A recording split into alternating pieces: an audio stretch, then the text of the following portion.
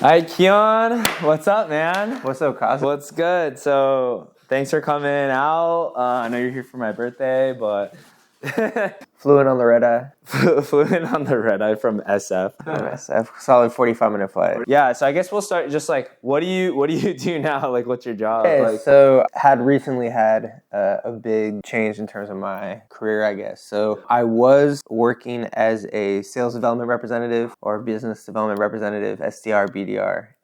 it wasn't Jitterbit? It was Jitterbit. Oh, so okay. it was at a tech company, API integration. Yeah, for nice. anyone who knows what that is. I'm not going to bore you with the details. So I did that for about a year and a half. That was my first job coming out of college, coming out of the pandemic. I guess it was during the pandemic. Yeah, it was tough. Yeah, definitely that period trying to nail down that job was difficult. But I did that for a year and a half. I did a few months as a customer success manager at the same company. So it was slightly different. Instead of selling the product, I was working with customers that were already signed on with us and knew what we were. So there was less selling them a product. It was more managing their day-to-day issues as well as just potential upgrades, just making sure their use case was still relevant. Like account management. Yeah, account management. For whatever reason, I decided to pivot. So I quit. I made sure I had some sort of backup plan, but I am working as a creative. I think my title is creative and marketing freelancer at a startup, a custom bra startup, which is interesting because as a guy, I'm not necessarily a target demographic or someone who would be like early on involved in that, especially because I'm not direct demographic for it. But it's been great. So I do that part-time. I do that technically 25 hours a week is what I'm allocated to work. Yeah, and then the other 15 hours, I'm a barista at Phil's Coffee in San Francisco. Love that. You know there's one in LA? Yes, I just found one in downtown. Really? Yeah. So I've heard they've slowly been manifesting themselves I was like, down the bay. Phil's Coffee? Down the coast. So I have a few friends that were actual baristas. All our coffee is like pour over. So there's no machines back there. So maybe I'm not an actual barista. Still cool. But yeah, so I do that 15 hours a week and yeah. So how did you get into, like, I guess your old job, like your Jitterbit job? How did you like find that? Like, I feel like I've honestly never asked you this. Yeah, so I graduated in June 2020 with you.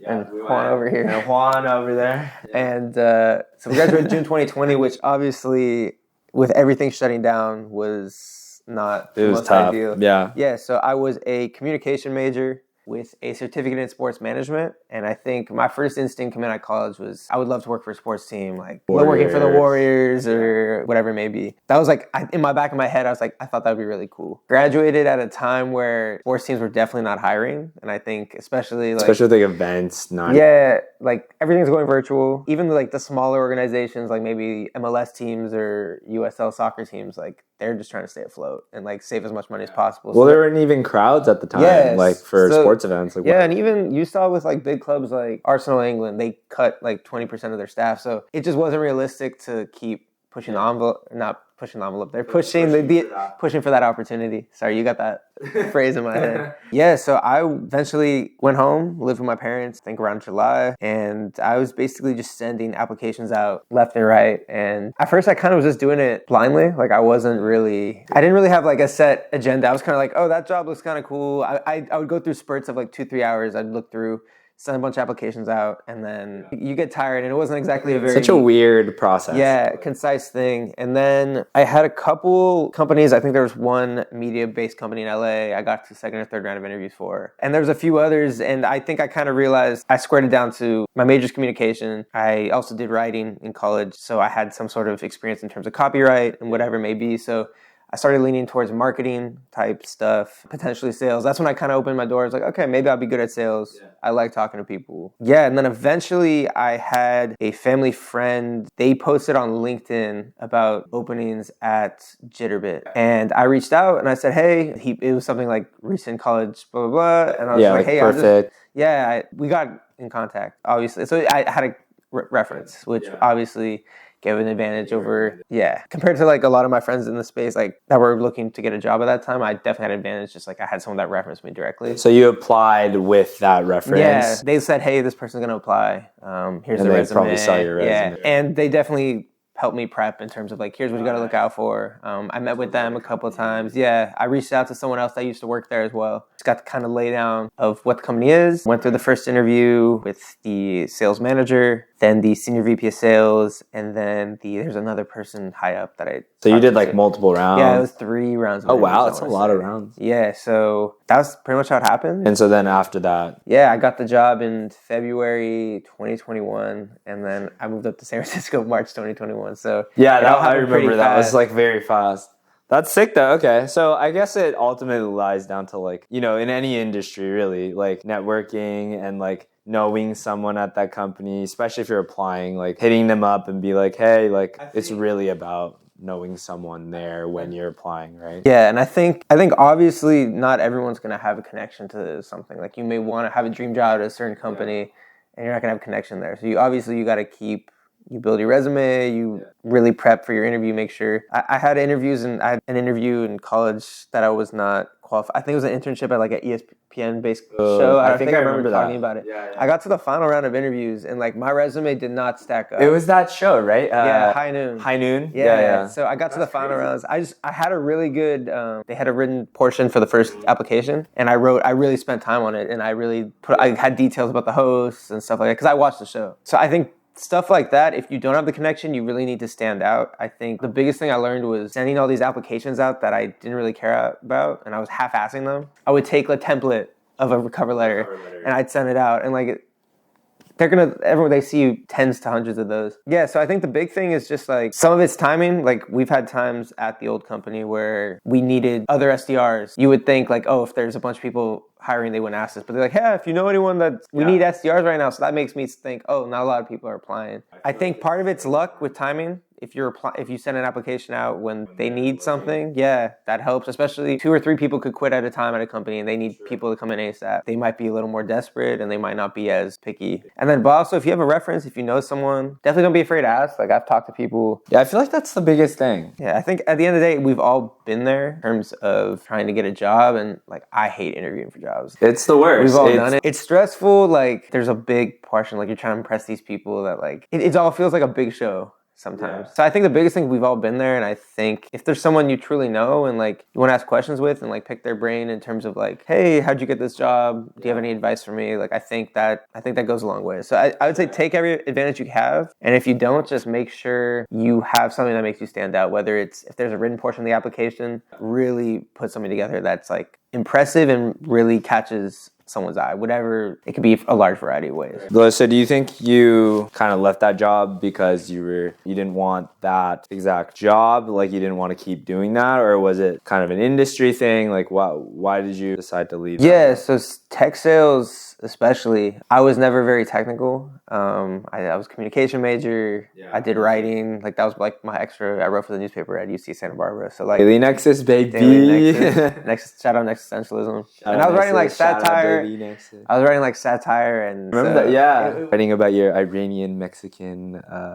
Your roots. Yeah, but that was an opinion. But the satire stuff, I'm writing like bullshit. Like I write about like stupid jokes. Coming into the tech sales, it was just like I was good at comm. Like my papers were always very good. And talking to people. Yeah, talking to people. Yeah. So like that's type of stuff I was drawn to. And while tech sales, you are talking to people. There is a sort of roboticness to it where you have to be really like militant with your schedule to be really good at sales. For example, like when you're first starting, you're probably going to be doing a lot of outbounding. So you're sending a bunch of emails out.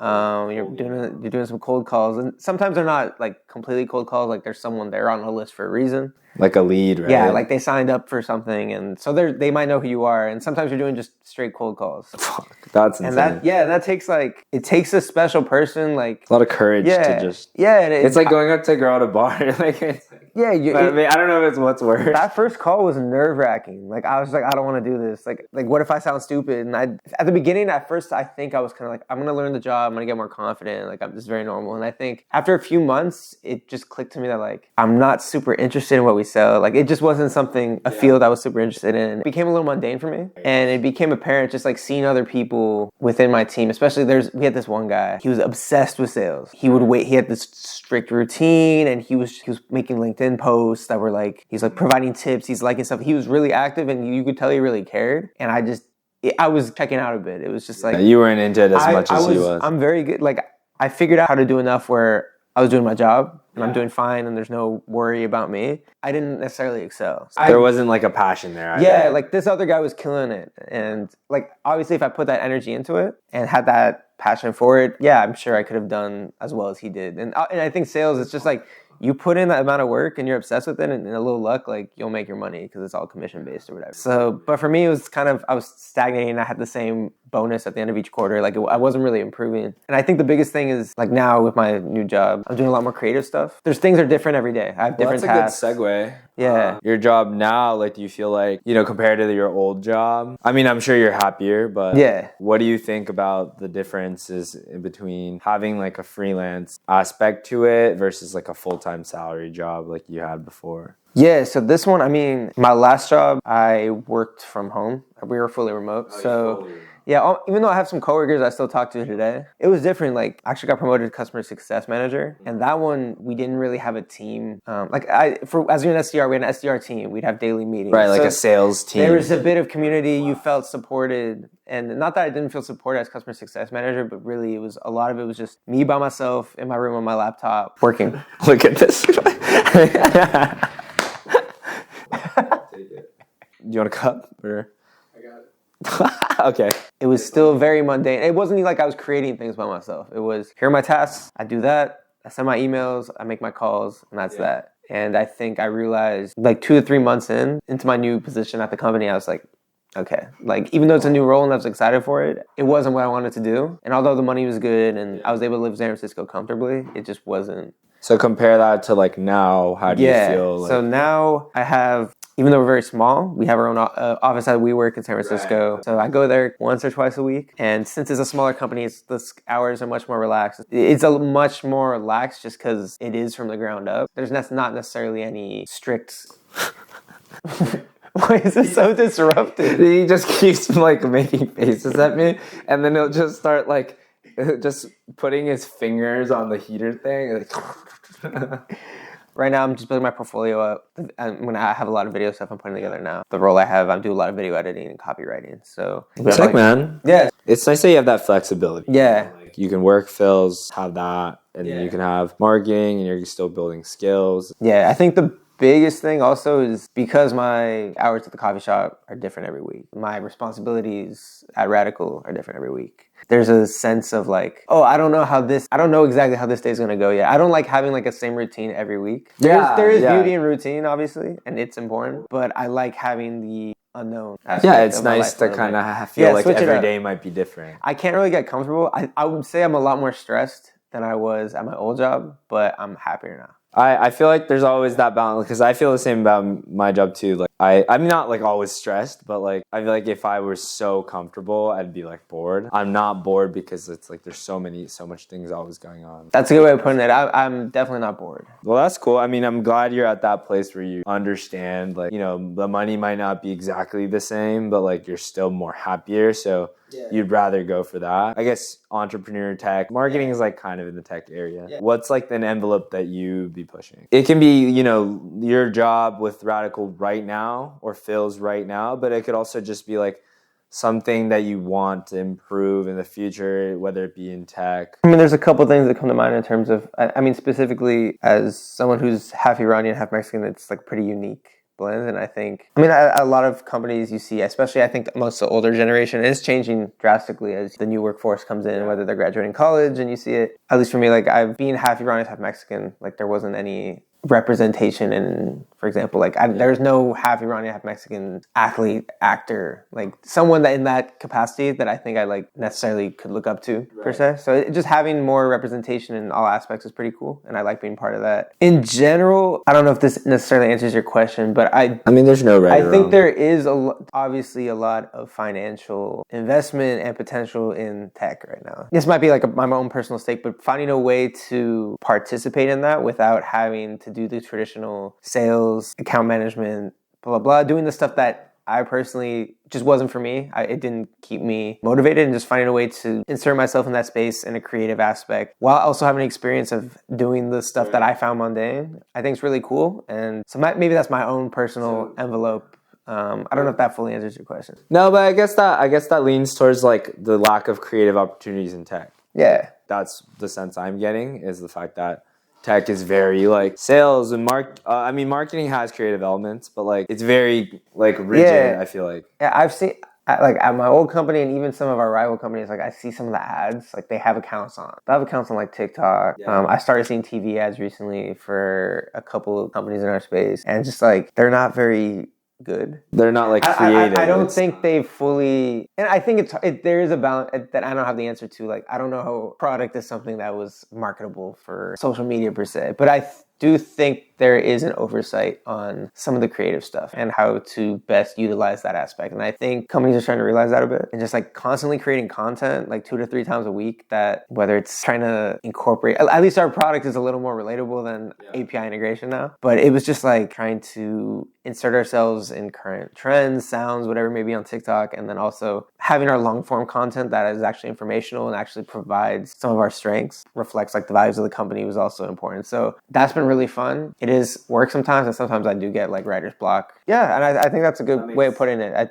It's allowed me to see a different aspect of, because it is fashion tech at the end of the day, what we're doing. So well, but I feel like, you know, you have so much flexibility creatively because it's smaller and there's less people involved. But at the same time, I feel like it comes from like, you know, you guys are all around the same age and like you understand like with TikTok too, that changes everything. Yeah. But like just kind of being able to like express creatively, even if it wasn't broad company to say it was like, I don't know, like semiconductors or something, like you'd still probably find a way to like make it creative or fun, even though it's like a boring semiconductor or whatever it is. That's what it seems like with tech. And then I guess last thing with the representation thing, we can all say like we want more representation and like seeing like a face to look up to and shit. What about representation is important to you? Because obviously we all want someone that looks like us that works in our field, but like why specifically? I have an answer for me, but like, you know. I think for me personally, self-belief and self-determination, they go a long way. Having a person that's done it before and seen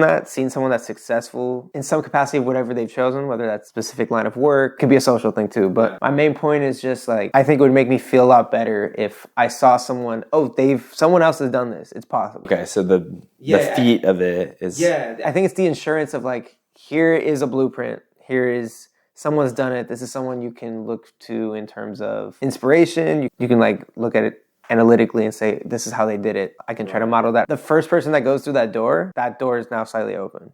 And I think that allows more and more people to come in. That makes sense.